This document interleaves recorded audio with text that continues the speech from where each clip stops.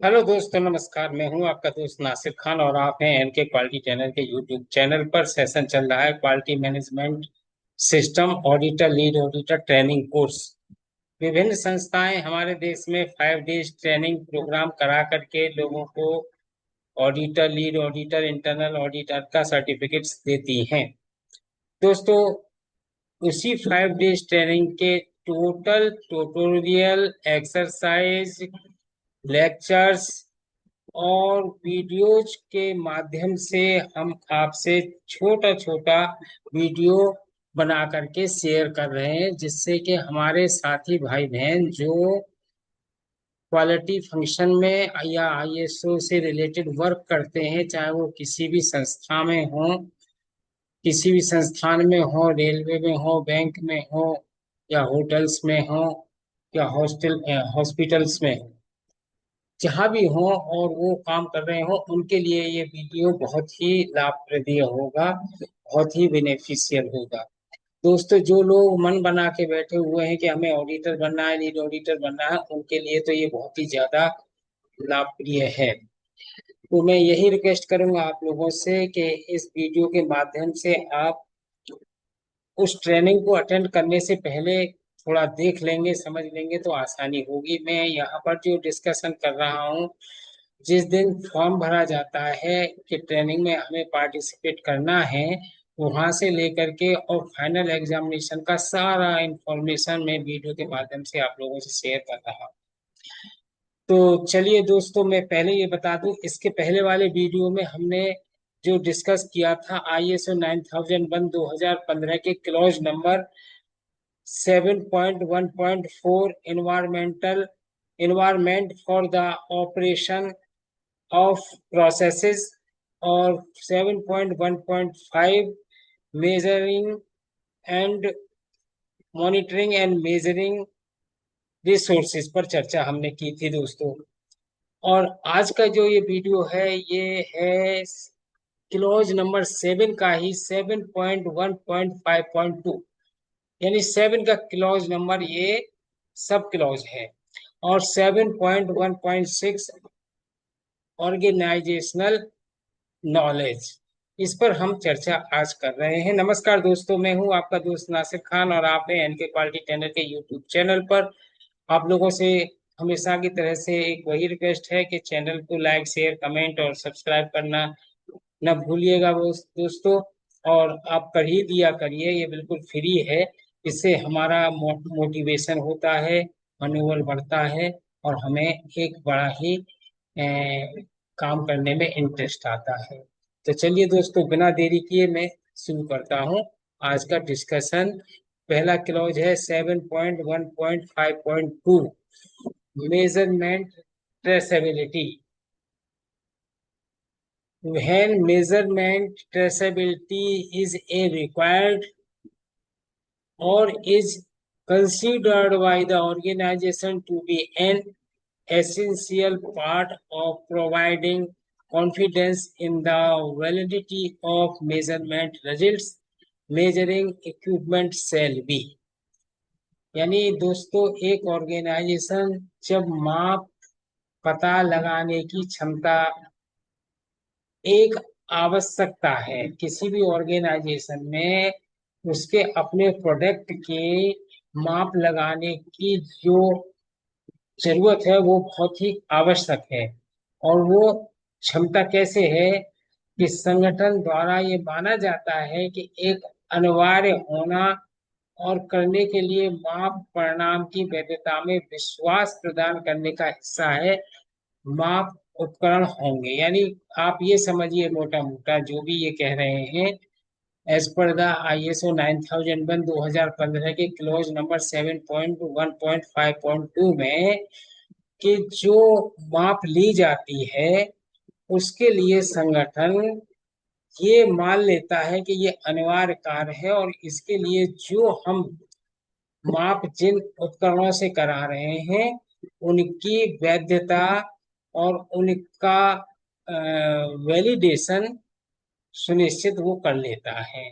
अब इसमें ए पॉइंट है जो वो कहता है, देखिए सुनिए दोस्तों, बहुत ही ध्यान देने वाली बात है, कैलिब्रेटेड और वेरीफाइड और बोथ एट स्पेसिफाइड इंटरवल और prior to use against measurement standards traceable to international or national measurement standard. When no such standard exists, the basis use of calibration or verification shall be retained as documented information. यहाँ पर ये कह रहे हैं कि जिस उपकरण से आप मेजरमेंट ले रहे हैं, माप ले रहे हैं, वो कैलिब्रेटेड और सत्यापित दोनों ही तरह से हो, और किसी भी इक्विपमेंट का एक इंटरवल के बाद, एक अंतराल के बाद उसको कैलिब्रेट किया जाता है। उसकी कैलिब्रेशन फ्रीक्वेंसी होती है कि 6 महीने में, 3 महीने में या 1 साल में। तो उपयोग करने के पहले, उन माप लेने से पहले मानकों के खिलाफ, अंतरराष्ट्रीय मानक हो या राष्ट्रीय मानक हो, जो स्टैंडर्ड है, उन स्टैंडर्डों से उसका मिलान हुआ है या नहीं हुआ है, या फिर जब ऐसी कोई मानक का उसको कैलिब्रेशन करने के लिए, सत्यापन करने के लिए इस्तेमाल किया गया या नहीं किया गया, उसका रिकॉर्ड बना करके उस इक्विपमेंट के साथ रखना अति आवश्यक है। यानी ये कब हुआ था कैलिब्रेट, और कौन से स्टैंडर्ड से हुआ था, और आगे कब होगा, ये चीज रखना बहुत जरूरी है। बी पॉइंट के according identified in order to determine their standard, और जो इक्विपमेंट है उनका क्रम में उनकी स्थिति निर्धारित करने में पहचान होनी चाहिए। मतलब उनके ऊपर एक स्टिकर रहता है, एक स्टिकर के द्वारा ये बताया जाता है कि ये इक्विपमेंट इस तारीख को कैलिब्रेट हुआ, आगे उस तारीख को होगा, इसकी फ्रीक्वेंसी 6 महीने है, और इसमें अगर कोई एरर है या करेक्शन है तो वो इतना है। ये सब चीजें डिटेल उसके स्टिकर पर होती है। Safeguarded from adjustment, damage और deterioration the would that would invalidate the calibration status and subsequent measurement result. The organization shall determine if the validity of previous measurement result has been adversely affected when measuring equipment is found to be unfit for its intended purpose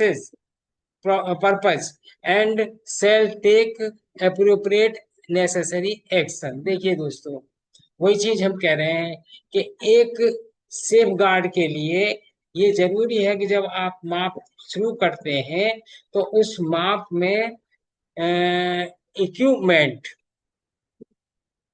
क्षति या गिरावट है अंशांकित अमान्य से, यानी calibration से अगर वो इक्विपमेंट अमान्य है और उससे हम माप नहीं ले सकते हैं तो उसका यूज न करें, बशर्ते उसको आप डिटोरेशन कर सकते हैं, कैलिब्रेशन उससे नहीं कर सकते हैं। संगठन का निर्धारण, ये संगठन निर्धारण करेगा कि अगर पिछले माप परिणाम को वैधता पर प्रतिकूल किया गया है तो प्रभावित जब माप उपकरण अपने इच्छित उद्देश्य के लिए अयोग्य माना जाएगा या अयोग्य पाया गया है। देखिए दोस्तों, अगर किसी इक्विपमेंट में कोई त्रुटि है या थोड़ा बहुत उसमें एरर है तो एरर की रिपोर्ट कैलिब्रेशन विभाग उस इक्विपमेंट के साथ ही, उस इंस्ट्रूमेंट के साथ ही भेजती है।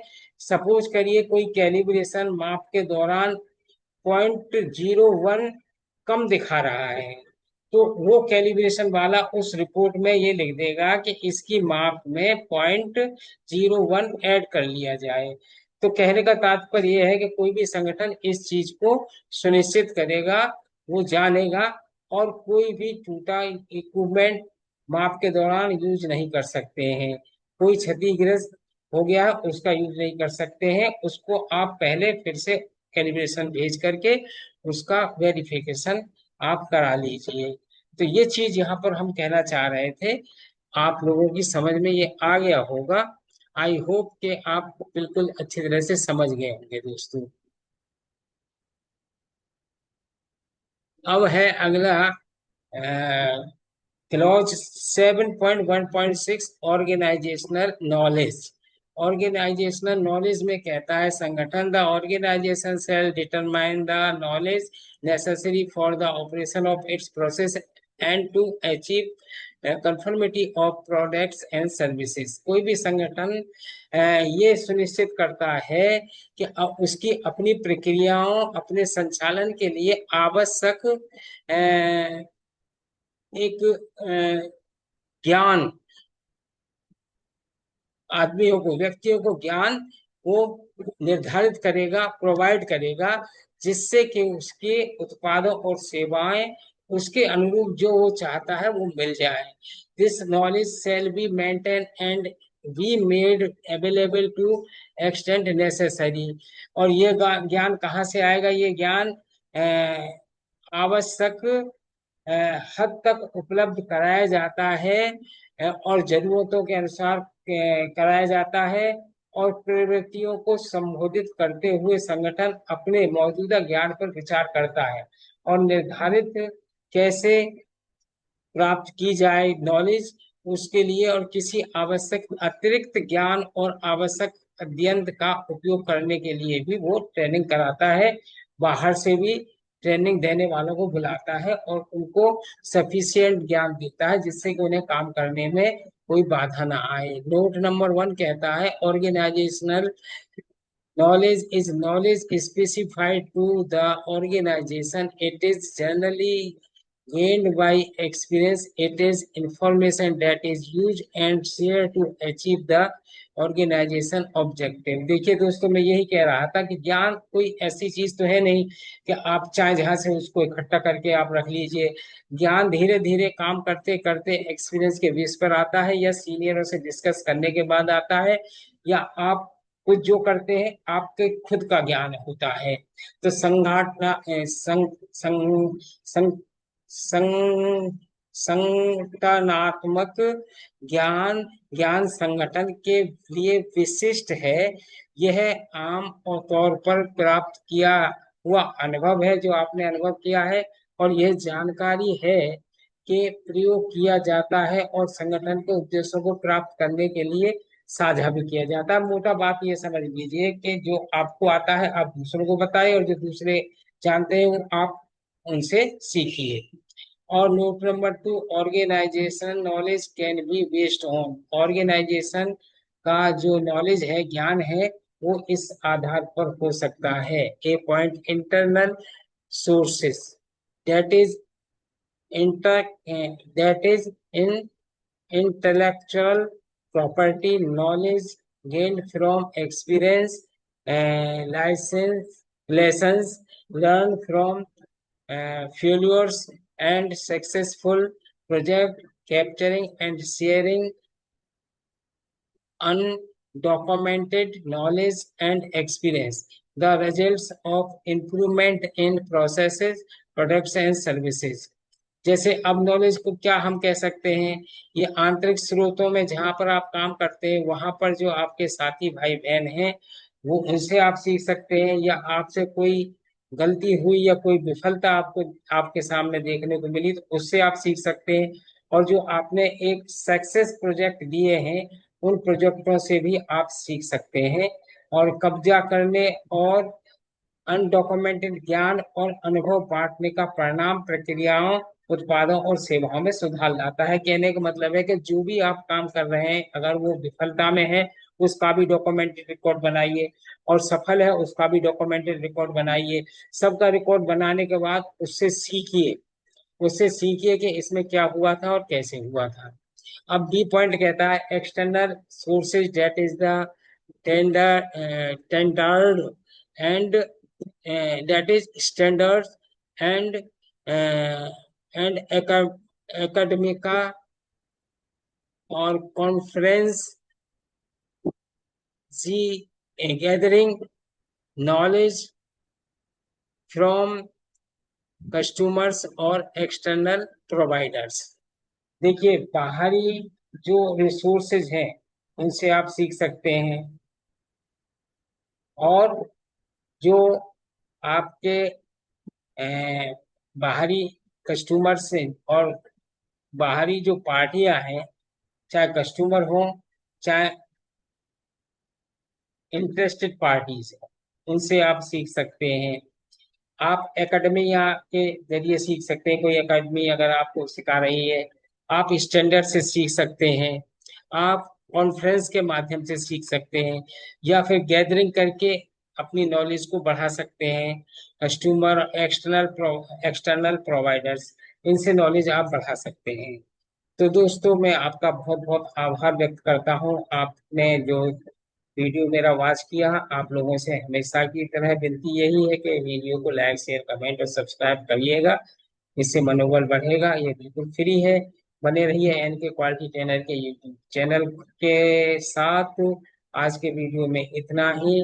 मिलते हैं अगले वीडियो में। नमस्कार, जय हिंद, जय Bharat. Thank you so much. Good night.